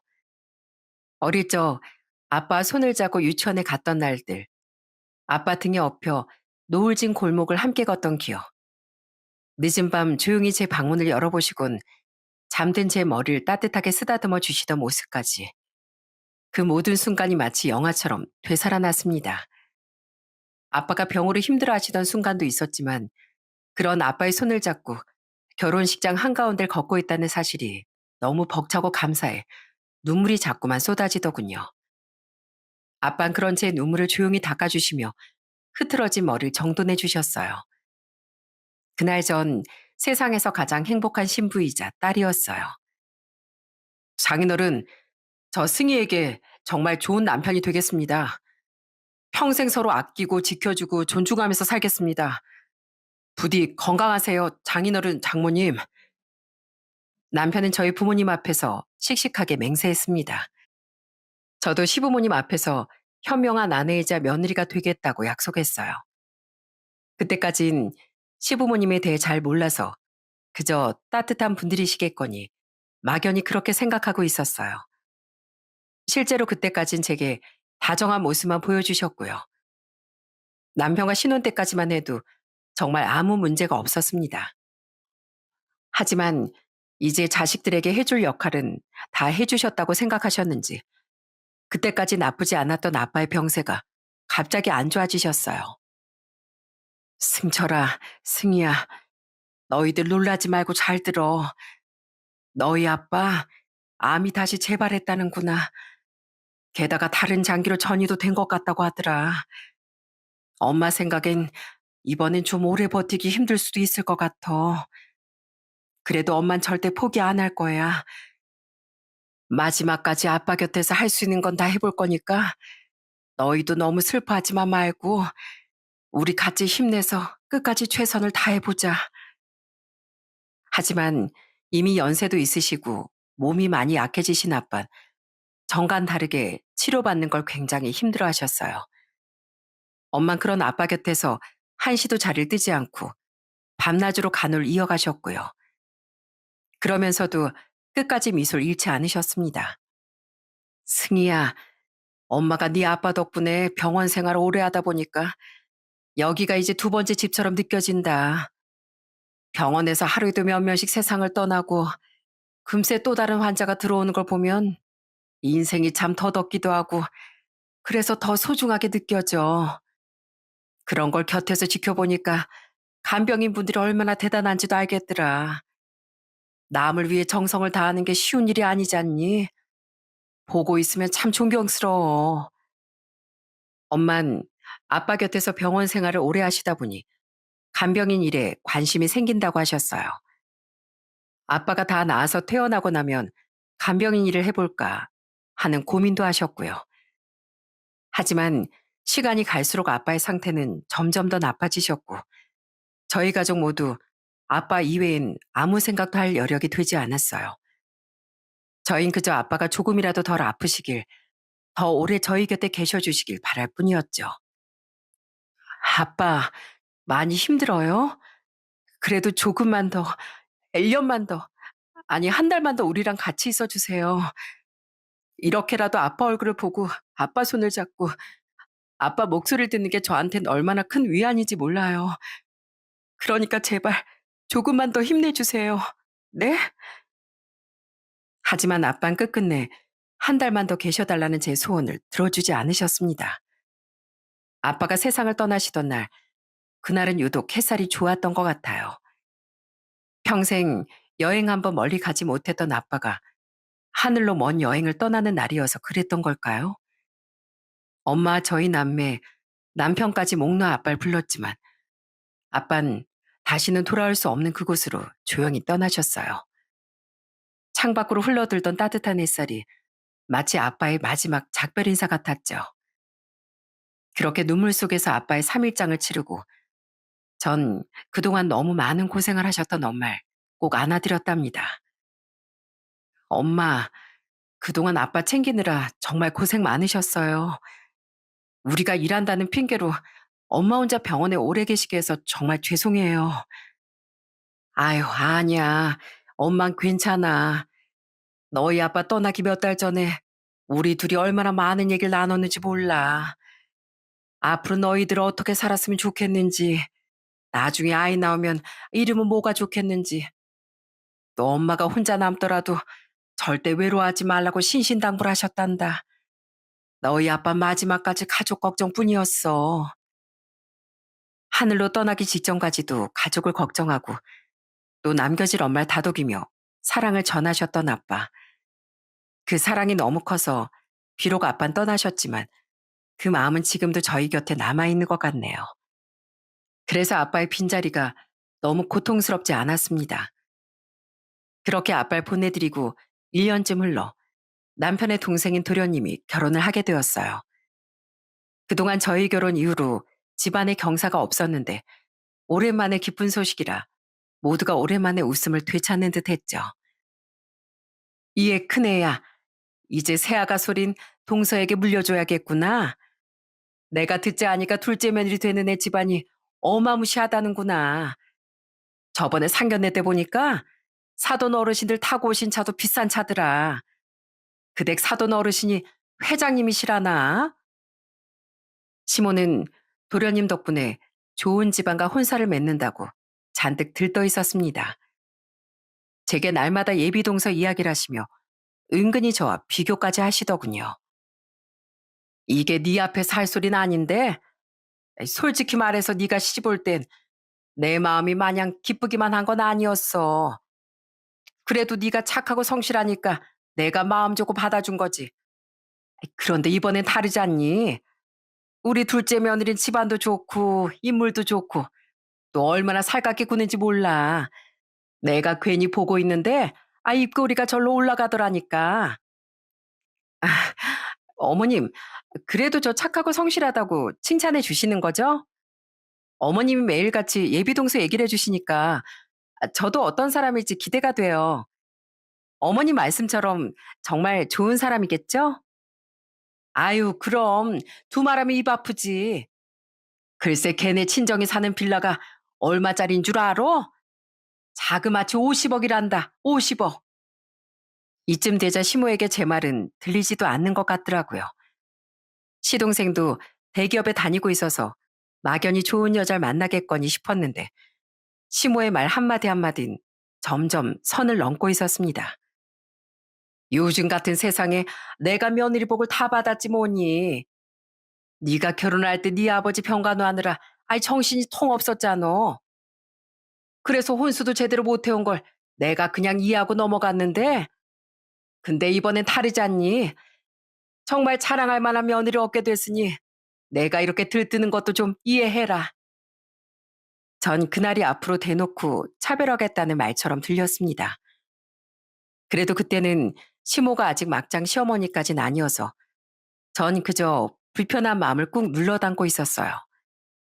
하지만 본격적인 차별은 제가 예상했던 것보다 훨씬 더 노골적이고 집요했습니다. 우선 동서는 결혼하고 나서 바로 직장을 관두더군요. 저는 동서에게 넌지시 물었어요. 동서, 그래도 제법 좋은 직장에 다녔던데 바로 관두기 아깝지 않았어? 나라면 아이 갖기 전엔 좀 더 다녔을 것 같은데. 뭐, 전 상관없어요. 사실 거기도 아버지 지인 회사라 쉽게 들어가기도 했고요.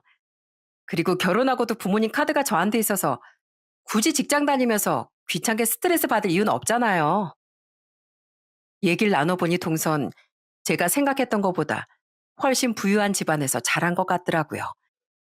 이러니 시모가 전 완전 없는 사람 취급하고 동서에게만 온갖 애정을 쏟는 것도 어찌 보면 당연한 일인 것인지도 모르겠어요.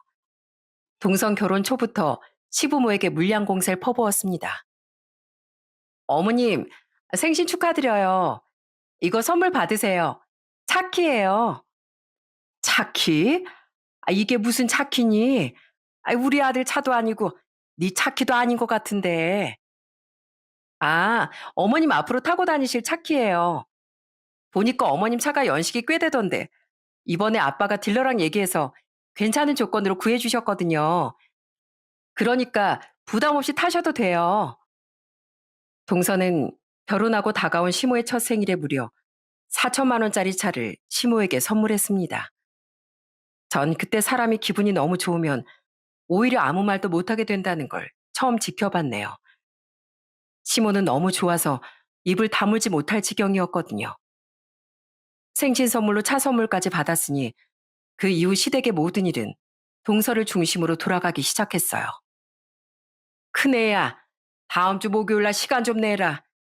2시쯤으로 둘째가 네 시아버지 건강검진 예약해놨는데 같이 가줄 사람이 필요하대. 돈도 둘째가 다 냈으니까 넌 그냥 같이만 가면 된다. 네? 어머님, 목요일은 저 당연히 회사 출근하죠. 동서가 집에 있는 것 같던데 동서랑 다녀오시면 어떠세요? 아유, 얘가 뭘 모르는 소리 하고 있네. 우리 둘째가 네 말처럼 한가한 사람이 아니야. 너야말로 뭐냐, 월차인지 반차인지 내면 될 거 아니야. 그거 월급 얼마나 받는다고 그걸 아까워해? 네 시아버지 일에 그 정도도 못 챙겨? 시모는 그 이후로 귀찮고 성가신 집안일은 모두 저에게 떠맡겼습니다. 제가 직장에서 일하는 중이라도 시도 때도 없이 불러내서 심부름을 시켜댔어요. 오히려 집에 있는 동서보다 직장인인 제가 더 할 일 없는 사람 취급을 받았죠. 이것 말고도 시모의 차별은 점점 더 심해져 전 동서가 먼저 숟가락을 들지 않으면 밥상 앞에서도 감히 먼저 숟가락을 들 수 없게 되었습니다. 큰애야, 넌 어쩜 그렇게 식탐을 부리니? 그 생선찜 둘째가 먹고 싶다고 해서 만든 건데 네가 먼저 젓가락을 들이밀면 어떡해? 다행히 남편이 같이 있는 자리라면 남편이 먼저 나서서 단호하게 말해주긴 했습니다. 엄마, 이 사람 서운하게 왜 그렇게 말씀하세요? 누가 먼저 먹든 그게 무슨 상관이에요? 먹는 걸로 뭐라 하시는 거 너무하세요. 우리 집엔 저 모르는 서열이 있는 것도 아니잖아요. 하지만 남편이 없는 자리에서 제가 괜히 남편을 조종해서 시모에게 화를 내게 만들었다고 또다시 꼬투리를 잡으셨습니다. 아유, 네가 아주 남편을 꽉 잡았구나.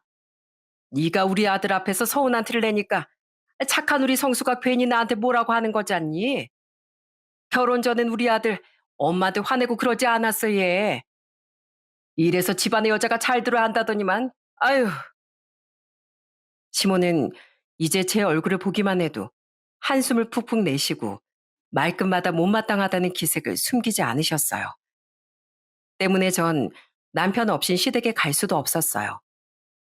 눈칫밥을 너무 먹고 와서 시댁에 혼자 다녀오는 날이면 소화제를 아예 달고 살았거든요.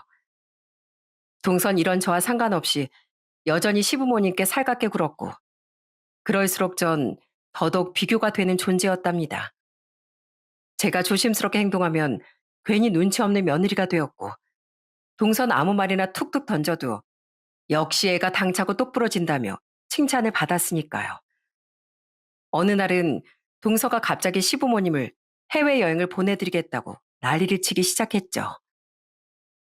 어머님, 아버님 두 분 다 유럽 한 번도 못 가보셨다면서요?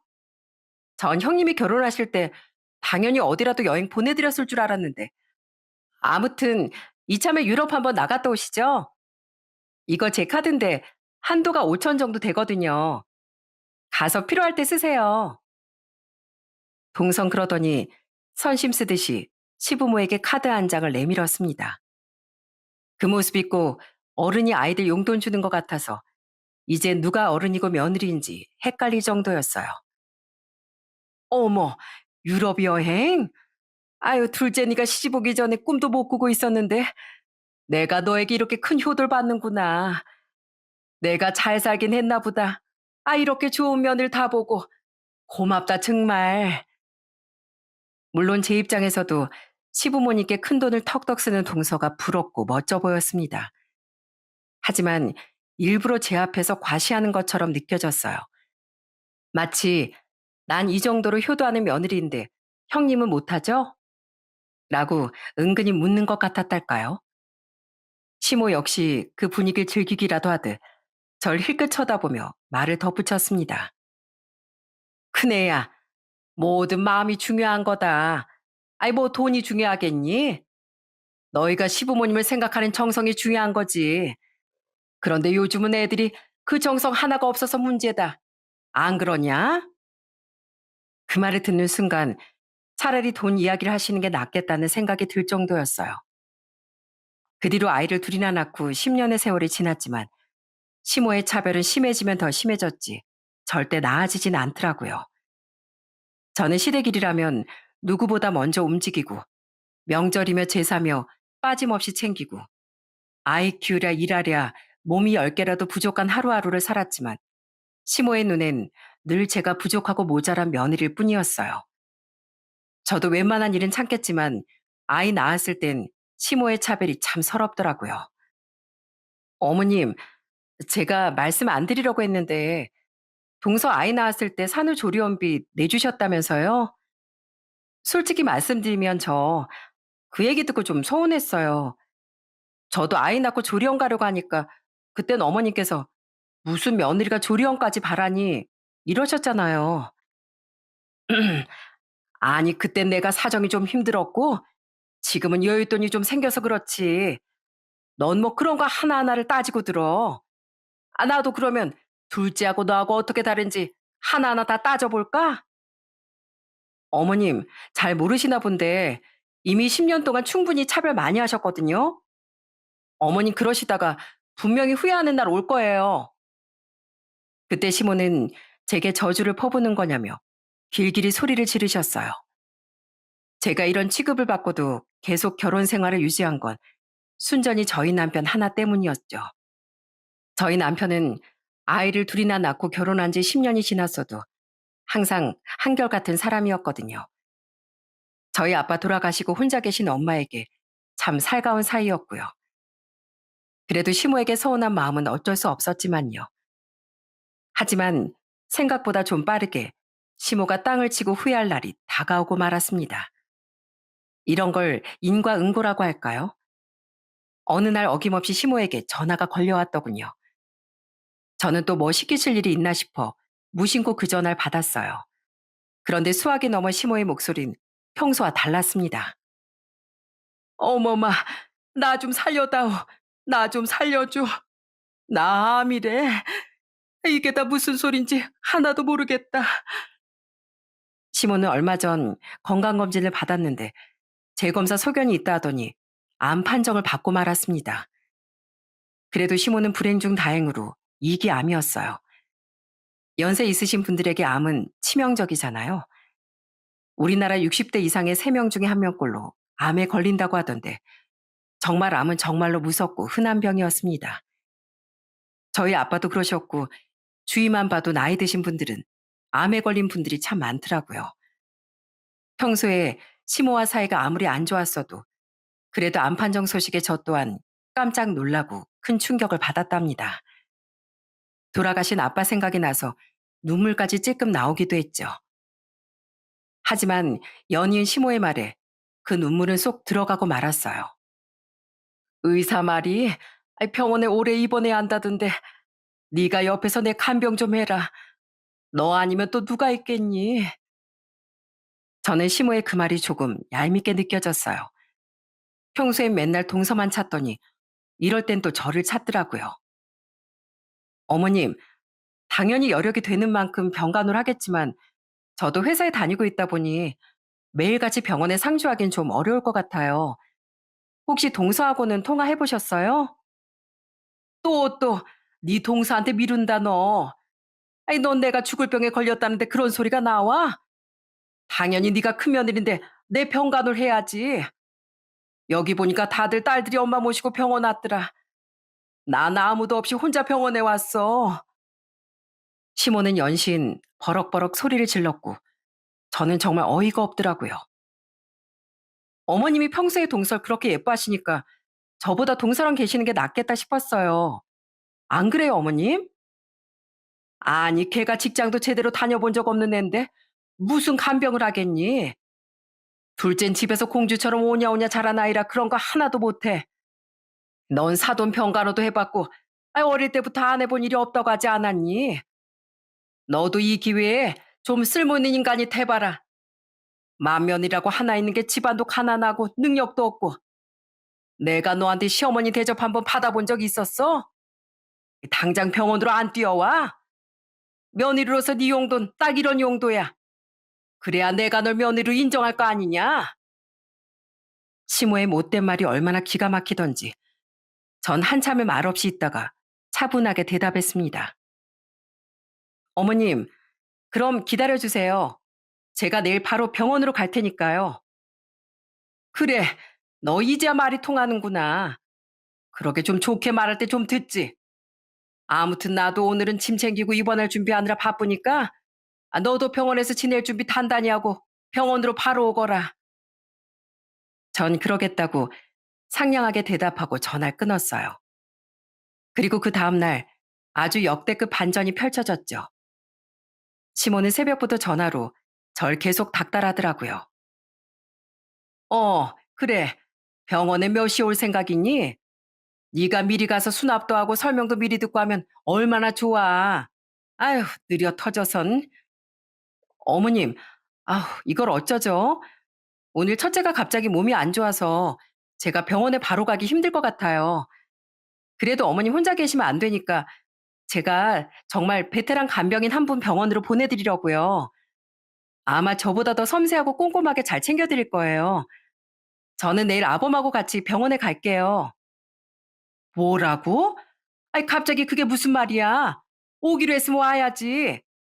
근데 그 베테랑 간병인은 믿을 만한 사람이냐? 시모는 제가 못 간다는 말에 화를 내면서도 내심 간병인을 보낸다니 좋아하는 것 같더라고요. 그래도 큰며느리가 비싼 돈 들여 간병인을 구했다니 시모는 그럭저럭 체면은 살았다고 생각했나 봐요.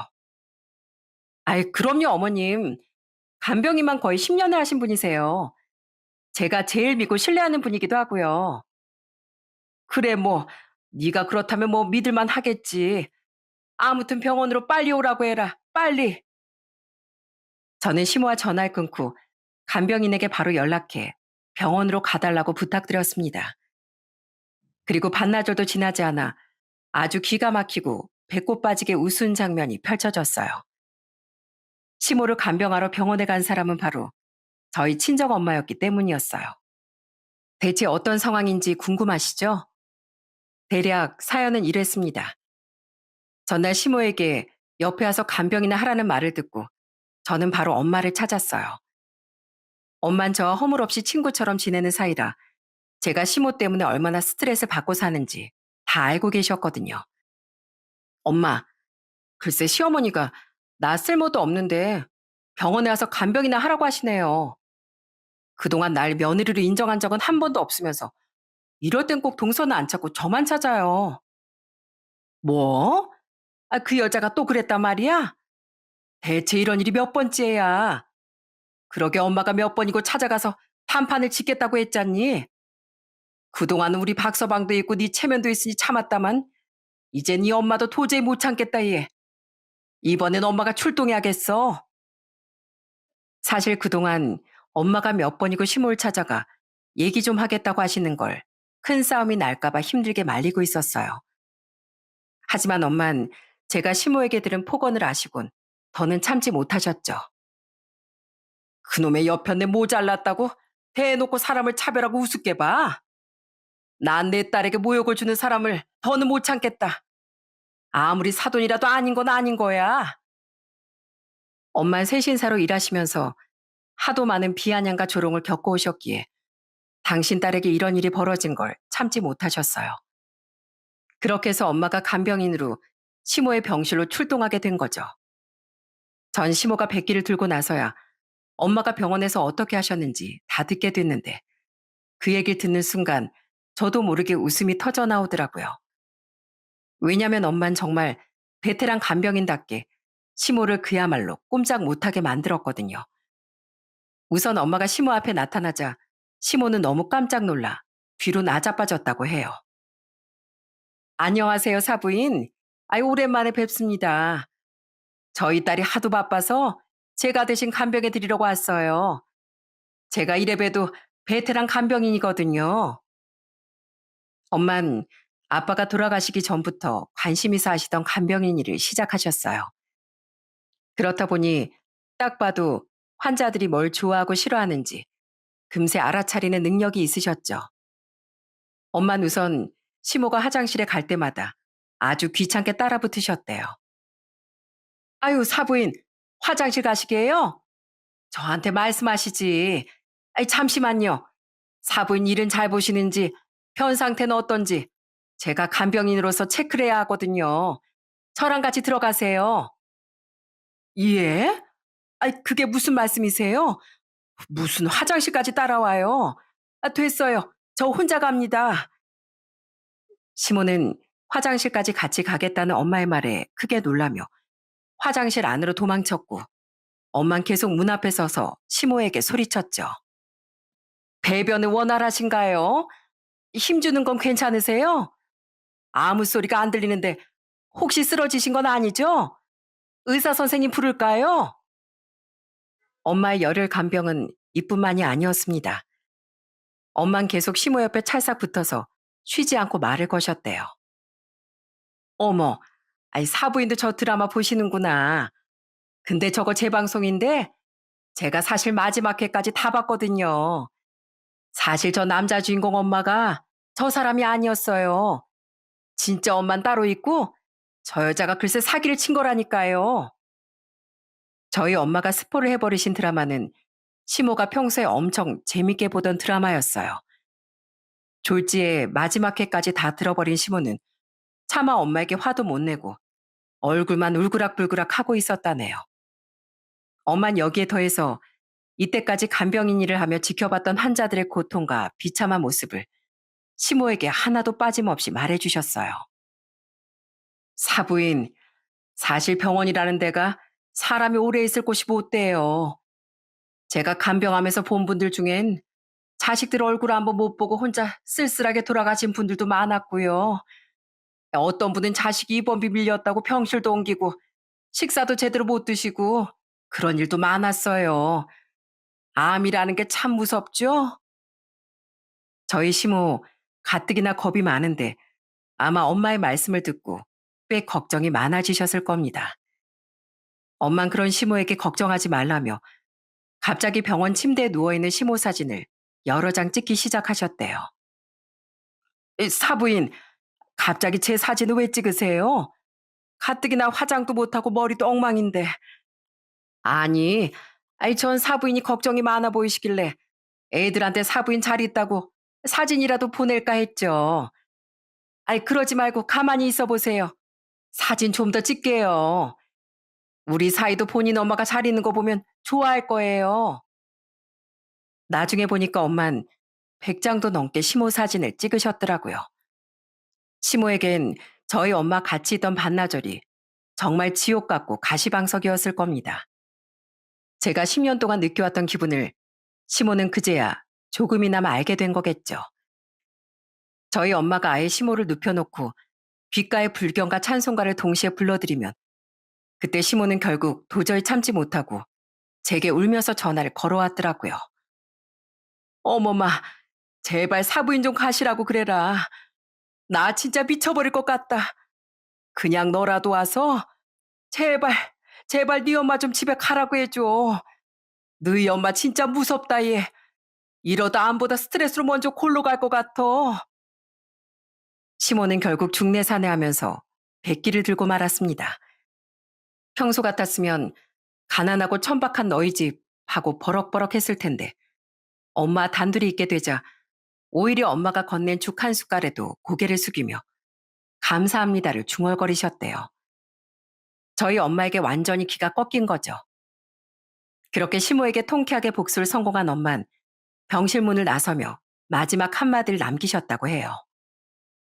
사부인, 사람 위에 사람 없고 사람 아래 사람 없어요. 우리 딸 다신 얕보지 마세요. 이만하면 서로 공평해졌겠죠? 아무쪼록 몸조리 잘하시고요. 그 말에 시모는 아무 대꾸도 하지 못하고 고개만 푹 숙인 채 가만히 계셨다고 합니다. 병실을 나오신 엄만 저에게 전화해서 말씀하셨어요. 그 옆편네 네 시아버지한테 전화하는 거 들어보니까 네 동서를 안 찾은 이유가 있더라. 혹시 너도 알고 있었어? 지금 네 시동생하고 그 잘난 동서하고 이혼을 한 해 만에 하고 있던 거. 네? 진짜요? 전 전혀 몰랐어요. 아마 그이도 모르고 있을 텐데 정말 이혼한다고 난리래요? 엄마가 시모에게 착 달라붙어서 엿들은 내용으론 시동생과 동서는 평소에도 싸움이 잦았던 모양이었어요. 그래서 가뜩이나 부부 사이도 안 좋은데 시모가 간병까지 하라고 하면 정말 이혼한다고 나설까봐 차마 동서에게는 간병 부탁도 못했던 거죠. 그러니까 결국 만만한 절 찾은 거였고요. 저는 시동생과 동서가 왜 그렇게 사이가 틀어진 건지 한참이 지나서야 듣게 되었어요. 어느 날 술에 취한 시동생이 저희 집까지 찾아왔더라고요. 시동생은 어릴 때부터 누나가 있었으면 했다며 저를 참 잘 따랐거든요. 형수님, 저 정말 속상합니다. 처음엔 제 와이프 모든 게 다 좋았어요. 얼굴 예쁘고 구김살 없이 자랐고 솔직히 처가에도 여유가 있으니까 전 부담 가질 게 아무것도 없었거든요. 근데 이 사람이 결혼하고 나서도 여전히 공주님이더라고요. 전업주부로 있으면서 이때까지 설거지한 게 손에 꼽힐 정도예요. 자기가 낳은 아들도 본 척만 척하고 이젠 저 돈 못 번다고 능력 없다고 얼마나 무시하는 줄 아세요? 시동생은 그동안 마음고생을 많이 했는지 얼굴이 다상해선 연신 한숨만 푹푹 내쉬더라고요. 제가 생각이 짧았어요. 인생은 돈이 전부가 아니더라고요. 부부라면, 가족이라면 아무리 어렵고 힘들어도 같이 힘을 모아야 하는데 이 사람은 말끝마다 돈 얘기뿐이에요. 매번 내가 너희 엄마한테 얼마를 쓴 줄 아냐. 너희 아빠한테 뭐 사준 줄 아냐. 이 소리뿐이라고요. 자기 같은 며느리가 어딨냐면서요. 동성 그동안 시부모에게 쓴 돈과 효도를 시동생에게 돌려받아야 할 일종의 빚처럼 여기고 있었던 모양이었어요. 결국 어찌 보면 동서가 주는 달콤한 독사가를 덥석덥석 받아먹은 시부모가 결국 모든 일을 이 지경까지 만든 게 아닐까 싶네요. 정말로 동서는 시모가 입원해 있는 동안 단 한 번도 찾아오거나 안부 전화를 하지 않았고 결국엔 얼마 못 가 이혼 도장을 찍고 말았습니다. 시동생이 이혼한다는 소식을 듣고 제일 걱정이 많던 사람이 바로 시모였어요. 뭐? 기어코 이혼하겠다고? 아이고, 다시 한번 생각해봐라. 혹시 그러다 걔가 이때까지 줬던 차, 가방, 선물들 다 돌려달라고 하면 어쩌니? 나 그것들 이미 다 처분하고 하나도 없는데. 다행히 동서가 물건을 돌려달라며 찾아오진 않았지만 낙동강 오리알이 된 시모는 한동안 동서가 찾아오는 꿈까지 꾸며 잠에서 깨곤 했다고 합니다. 그래도 걱정과 달리 빠르게 몸을 회복하고 태어난 시모는 수술까지 잘 받고 지금은 비교적 건강하게 지내고 계세요. 물론 이전과는 생활이 완전히 달라졌지만요. 일단 첫 번째로 전 시모를 완전히 무시하는 중이랍니다. 우리 착한 며느리, 그래 요즘 뭐하고 지내니? 우리 아들도 통 전화를 안 받네. 에휴, 우리 손주들 얼굴도 보고 싶고 어머니랑 오랜만에 도란도란 수다도 떨고 싶은데 어떻게 요즘 많이 바빠? 대체 언제 저랑 도란도란 수다를 떨었다고 그러시는지 모르겠지만 시모는 요즘 날마다 절 찾으세요. 매번 바람 쐬러 가자, 저 좋아하는 백숙 먹으러 가자, 펜션 가자, 캠핑 가자 하며 하여튼 저랑 가고 싶은 것도 참 많으십니다. 저는 한결같이 바쁘고 시간이 없다며 거절하는 중이고요. 시모는 제가 차갑게 끊어낼 때마다 그렇게 우는 소리를 하세요. 나 요즘 너무 외로워. 네 시아버지도 나한테 관심도 없고 둘째 녀석도 이혼하고 나서 엄마까지 잊었는지 들여다보지도 않어. 다른 며느리들은 시어머니랑 장도 보러 가고 하하호호 웃으면서 잘 지내던데 우리 집은 절간이 따로 없다 얘. 그러지 말고 시간 좀 내서 가족끼리 시간 좀 보내면 안 될까? 내가 내가 정말 잘못했다. 아이 그래 내가 잘못했어. 저는 시모의 말을 듣고 마음이 조금 흔들리긴 했지만 곧바로 또 다른 생각이 머리를 스쳤습니다. 만약 지금 이 순간에 동서가 있었다면 시모는 과연 저에게 저런 말을 했을까요? 당연히 아닐 테죠. 여전히 전 미운 오리 새끼 취급을 받았을 겁니다. 이제 와서 시모의 눈물이 진심일지 악어의 눈물일지 전 아직도 잘 모르겠네요. 단지 하나 확실한 건 10년이 넘는 결혼 생활 동안 제가 받은 서운함과 억울함, 가슴 속에 꾹꾹 눌러 담았던 서름들이 생각보다 쉽게 사라지지 않는다는 사실이에요. 그래서 전 아직 시모의 모든 걸 받아들일 수 없습니다. 솔직히 그럴 마음도 여유도 없고요. 하지만 그럼에도 최소한의 며느리로서 해야 할 도리는 하려고 해요. 그래도 사랑하는 제 남편의 어머니고 제 아이들의 할머니니까요. 저희 엄마도 복수는 엄마가 다 해주셨으니 그래도 이젠 용서할 줄도 알아야 한다고 하십니다. 딸, 아직도 마음이 많이 속상하지? 엄마가 네 마음을 왜 모르겠어. 그래도 계속 미움만 가지고 살면 네 마음이 너무 괴롭지 않겠니? 이젠 용서하고 흘려보내는 법도 배우면 좋겠구나. 결국 인생은 돈이 많고 없고의 문제가 아니라 마음을 어떻게 쓰고 사느냐의 차이인 것 같습니다. 시동생은 이혼이라는 큰 아픔을 겪은 뒤로 비로소 사람 보는 눈이 조금씩 생겼고 지금은 조용히 직장 생활하면서 나름대로 평온하게 지내고 있답니다. 반면 동서는 이혼 이후 단 한 번도 연락한 적이 없어요. 시모에게도 본인 아이에게도요. 아마 동서는 재혼한다고 해도 그 성격 그대로라면 또 누군가에게 상처를 주고 결국 똑같이 돌아올 겁니다. 시모는 여전히 외로움을 타지만 예전처럼 절 막대하지 못하세요. 오히려 저를 너무 조심스럽게 대하셔서 어색할 지경이랍니다. 그러고 보면 세상이 참 아이러니하죠? 시모가 그렇게 깔보던 저희 엄마는 지금도 간병인 일을 하시며 건강하고 아주 당당하게 잘 지내고 계시거든요. 전 이제는 무엇보다도 저 스스로에게 당당한 사람이 되고 싶습니다. 남들이 아무리 절 무시하고 깔봐도 제가 제 자신을 자랑스럽게 여긴다면 그 순간 제일 당당한 사람은 바로 저 아닐까요? 저희 엄마가 그러셨던 것처럼요. 제 삶을 제 방식대로 살아가는 거, 어쩌면 그게 제가 10년 넘게 결혼 생활하며 깨달은 가장 소중한 진리인지도 모르겠습니다. 들어주셔서 정말 감사합니다.